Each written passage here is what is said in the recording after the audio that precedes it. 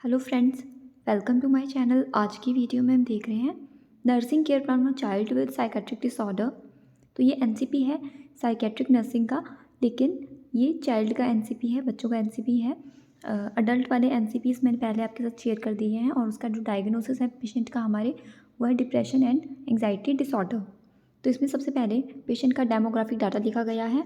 उसके बाद chief complaints लिखनी है, क्या प्रॉब्लम है उसको। Child come to the hospital with complaint of lack of sleep, headache, lack of interest. ये उसको कब से है वो भी लिखोगे आप। प्रेजेंट इलनेस बतानी है, हिस्ट्री ऑफ प्रेजेंट इलनेस। इसमें मूड डिस्टर्बेंस है उसका, disorder of thinking, disturbance in behaviour, lack of interest, poor appetite. ये सब प्रॉब्लम्स उसको साथ में हो रही हैं। Moreover the child suffer from the insomnia, नींद नहीं आती उसको, and apathetic behaviour syndrome from 1 week, 1 week से उसे ये सब प्रॉब्लम्स हो रही हैं। फैमिली हिस्ट्री बतानी है। इसमें फैमिली कैसी है, न्यूक्लियर है या फिर नॉन न्यूक्लियर।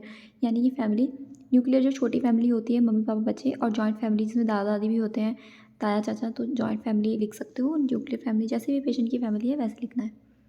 नेक्स्ट है कॉन्सेंग्यूनियस मैरिज, नॉन कॉन्सेंग्यूनियस मैरिज। इसका मतलब ये होता है कि अंतर जातीय विवाह या सजातीय। इसका ये है कि अपनी ही जाति में विवाह हुआ है उनकी फैमिली में मम्मी पापा का, या फिर दूसरी जाति में हुआ है, तो वो आप इनमें से टिक कर सकते हो, लिख सकते हो उसके आगे। History of mental illness, epilepsy, mental retard, any, कुछ भी इसमें से है तो आप लिखोगे, नहीं तो नील लिखा हुआ है ना जैसे। फैमिली ट्री बनाना है, फैमिली जीनोग्राम, यानी कि ये पर्सनल हिस्ट्री लिखी है पेशेंट की पूरी ही पर्सनल हिस्ट्री। इसमें एंटीनेटल हिस्ट्री है, प्री नेटल, पोस्ट नेटल, फिर माइलस्टोन, करंट स्कूलिंग की हिस्ट्री, तो छठी क्लास में वो है अभी 6th स्टैंडर्ड। हैबिट्स का लिख सकते हो, क्या उसको हैबिट्स है, तो बेड वेटिंग वो करता है समटाइम्स। इंटरेस्ट और टैलेंट, तो उसको ड्राइंग करना पसंद है, स्टोरीज़ पढ़ना पसंद है। Sexual history normal. तो ये आप अपने पेशेंट से पूछ करके भी लिख सकते हो। ये सारी हिस्ट्री वैसे तो सब कुछ पूछ कर ही करनी चाहिए, सिर्फ आपको समझाने के लिए, दिखाने के लिए, ताकि आप बनाने में आपको आसान हो। इसीलिए मैं ये वीडियोस बनाती हूँ ताकि आपको ईजी हो जाए। वैसे आपको एक्यूरेट बनाना चाहिए ताकि आपको समझ में आएगी कैसे फिल करते हैं कोई भी फॉर्मेट। फिर पास्ट हिस्ट्री लिखते हैं हम लोग। इसमें ना ये आप हटा देना। तो उसको भी ये प्रॉब्लम है, पिका। पिका यानी कि बच्चे कुछ बत्ती वगैरह खाते हैं, चौक, मिट्टी, जो कि नहीं खाने वाली चीज़ें हैं वो चीज़ें खाना। ये प्रेगनेंसी में प्रेग्नेंट लेडीज़ को भी होती है प्रॉब्लम, पिका वाली। करंट फंक्शनिंग के बारे में आप लिखोगे। तो इसमें इंटेलिजेंस है, school performance, self help skills. तो इनमें से आपको ना देख के टिक लगाना है, जो आपको ठीक लगता है, जो आपको यानी कि अपने पेशेंट के अकॉर्डिंग सही लगता है वो आप टिक करोगे और उनसे पूछ कर टिक करोगे। फिर है फिजिकल एग्जामिनेशन। इसमें विजन, हियरिंग आ जाएगा, CANS system, respiratory system, cardiovascular system, GI system, genito urinary system. तो सब कुछ ही उसका नॉर्मल है, बस जो प्रॉब्लम है वो है बेड वेटिंग की जेनाइटो यूरिनरी सिस्टम में, और उसको माइल्ड अब्डोमिनल इन्फेक्शन भी है। तो अगर आपके पेशेंट में ये सब नहीं है तो लिखने की ज़रूरत नहीं है, आप नॉर्मल लिख सकते हो। उससे आगे है treatment history till date. Treatment के बारे में लिखना है। Child treatment start from the 2 Feb, यानी कि आप, ये तो पुराना हो गया ना, पहले का बना हुआ है, ओल्ड है। आपका अभी का रिसेंट का जो भी उसको ट्रीटमेंट जब से चल रहा है उसकी तारीख लिखनी है, क्योंकि इसमें डेट पूछी हुई है।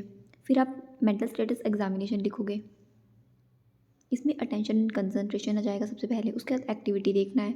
फिर मोटर बिहेवियर आप चेक करोगे, मोटर मूवमेंट कैसी है पेशेंट की, बच्चे की। स्पीच एंड लैंग्वेज देखोगे आप। जर्नल इंटेलिजेंस में आप उससे कुछ पूछ सकते हो।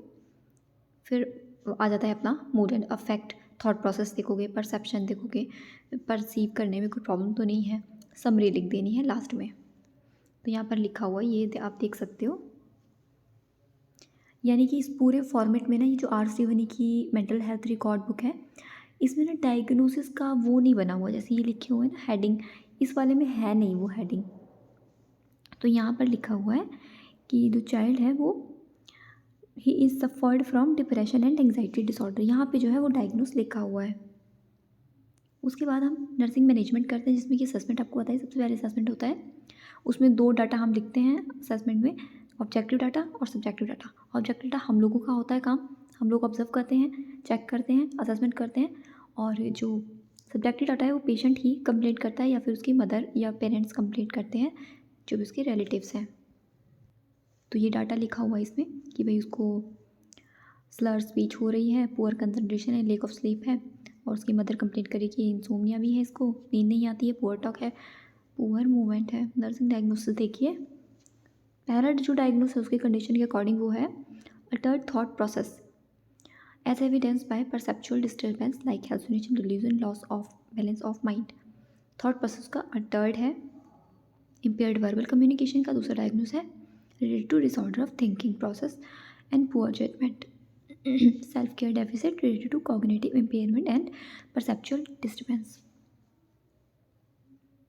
यहाँ पर हमने जो डायग्नोसिस है हमारा अटल थॉट प्रोसेस का, उसको एक्सप्लेन कर दिया है पूरा ही। सबसे पहले असेस करना है, डायग्नोस बनाना है, उसका गोल बनाएंगे हम। तो इसमें गोल में हमारा ये रहेगा कि इम्प्रूव करना है थॉट प्रोसेस को। फिर इंटरवेंशन करोगे आप, और फिर इम्प्लीमेंट करोगे जो भी इंटरवेंशन रहेगा आपका, जैसे कि बिहेवियर थेरेपीज में लिखा हुआ है। यानी कि जितनी भी इंटरवेंशन है, जितनी भी प्लानिंग है, जितना भी ट्रीटमेंट थेरेपीज़ है, वो सब आपकी इंटरवेंशन के अंदर आ जाती हैं। दवाइयाँ ववाइयाँ सब कुछ इंटरवेंशन में आ जाता है, प्लानिंग। फिर उसको आप जब एक्शन में लाते हो तो वो आपका इम्प्लीमेंटेशन हो जाता है, ठीक है। और लास्ट में उसके पहले रैशनल भी लिखना है, यानी कि प्लान का क्या रैशनल है या मतलब है वो लिखेंगे। और लास्ट में इवैल्यूएशन आउटपुट देख लेना है कि क्या आपको रिजल्ट मिला, कुछ आपको उससे आउटपुट मिला भी है या फिर कोई फ़ायदा नहीं हो रहा है। जो भी आप ट्रीटमेंट दे रहे हो, थेरेपी दे रहे हो, उसको क्या फ़ायदा रहा है।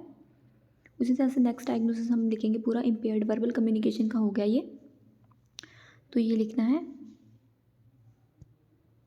तो यहाँ पे क्या है कि भाई उसको कम्युनिकेशन टेक्निक्स बतानी है, वो फॉलो करके हम उसको उसका जो प्रॉब्लम है इम्पेयर्ड कम्युनिकेशन का वो ठीक कर सकते हैं। यहाँ पे देखिए ये जो है, ये 3 हमने इंटरवेंशन लिखे हुए हैं। तो यहाँ पे ना यूटिलाइजिंग लिखा है, अगर आपको समझ में नहीं आ रहा होगा ना, तो ये यूटिलाइजिंग लिखा है,